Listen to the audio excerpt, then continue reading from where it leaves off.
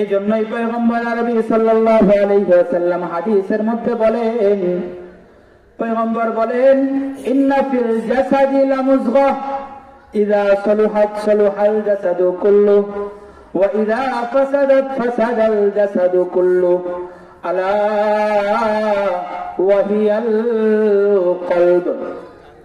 ওগো দুনিয়ার মানুষ, পুরা বডির মধ্যে মানুষের, প্রতিটা মানুষের 3.5 হাত বডির মধ্যে একটা অঙ্গ আছে, একটা গোশতের টুকরা আছে। ইন্না ফিল জাসাদি লামুযগাহ, নিশ্চয়ই বডির মধ্যে একটা গোশতের টুকরা আছে। ইন্না ফিল জাসাদি লামুযগাহ ইযা সালুহাত সালুহাল জাসাদু কুল্লু, যদি ওই গোশতের টুকরাটা ভালো হয় তাহলে মানুষের পুরা বডি ভালো হয়ে যায়, পুরা বডি স্ট্রাকচার ভালো হয়ে যায়। এমনি ভাবে ওই গোশতের টুকরাটা যদি কারো নষ্ট হয়ে যায় তাহলে কিন্তু মানব দেহ পুরাটাই নষ্ট হয়ে যায়। এরপরে পয়গম্বর বলে, আলা ওয়া হিয়াল কলব, ওগো দুনিয়ার মানুষ, তোমরা শুনে রাখো, ওই গোশতের টুকরাটাই কিন্তু কলব। যার কলব ভালো হয়ে যাবে পুরা বডিটা ভালো হয়ে যাবে। যার কলব ভালো হয়ে যায় তো আল্লাহ রাব্বুল আলামিন তার মাধ্যমে অনেক কেরামত প্রকাশ করেন।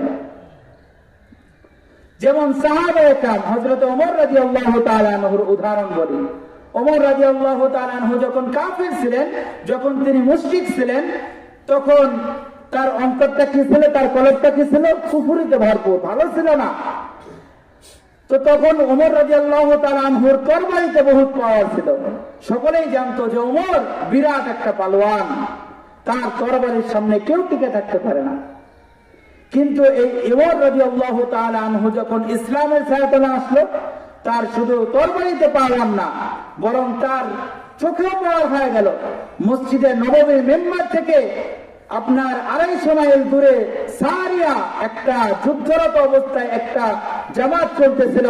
সেই জামাতকে হযরত ওমর রাদিয়াল্লাহু তাআলা আনহু মসজিদে নববীর মেম্বার থেকে ডাক দিয়ে বলতেছিলেন যে, ইয়া সারিয়া আল জামাল, হে সারিয়া, এখন তোমরা পাহাড়ের মধ্যে অবস্থান করো।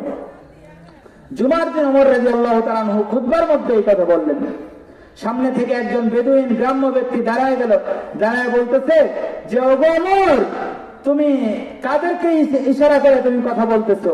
সারিয়া তো সামনে নাই, সারিয়া আছে 250 মাইল দূরে, সারিয়া তো শুনতেছে না। তখন ওমর রাদিয়াল্লাহু তাআলা আনহু বলতেছেন যে, ওরে বেদুইন, যেই আল্লাহ রাব্বুল আলামিন 250 মাইল দূরে সারিয়াকে আমি ওমরের চোখে দেখাইতে পারে, সেই আল্লাহ রাব্বুল আলামিন আমার কথা তাদেরকে শোনাইতেও পারে। ওমর রাদিয়াল্লাহু তাআলা আনহু যখন ইসলাম ধর্ম গ্রহণ করলো, তখন তার শুধু তরবারিতে পাওয়ার না, তার চোখেও পাওয়ার এসে গেল, তার কলমেও পাওয়ার। নীলনদ পানি শূন্য, মক্কার নদীগুলো পানি শূন্য। সবাই আসলেন ওমর রাদিয়াল্লাহু তাআলা আনহুর দরবারে। ওমর, এলাকাবাসী তো পানির অভাবে একদম সমস্ত কিছু গাছ গোছালি তরুলতা সবকিছু মরে যাইতেছে, আপনি একটু দোয়া করেন, আপনি একটু দরখাস্ত করেন আল্লাহ তাআলা যেন পানি দেন। তখন ওমর রাদিয়াল্লাহু তাআলা আনহু দরখাস্ত লিখলেন, লিখে বললেন যে নদীতে দিয়ে আসো। নদীতে দিল, সঙ্গে সঙ্গে পুরা নদীতে জোয়ার এসে ভরপুর হয়ে গেল। সুবহানাল্লাহ। ওমর রাদিয়াল্লাহু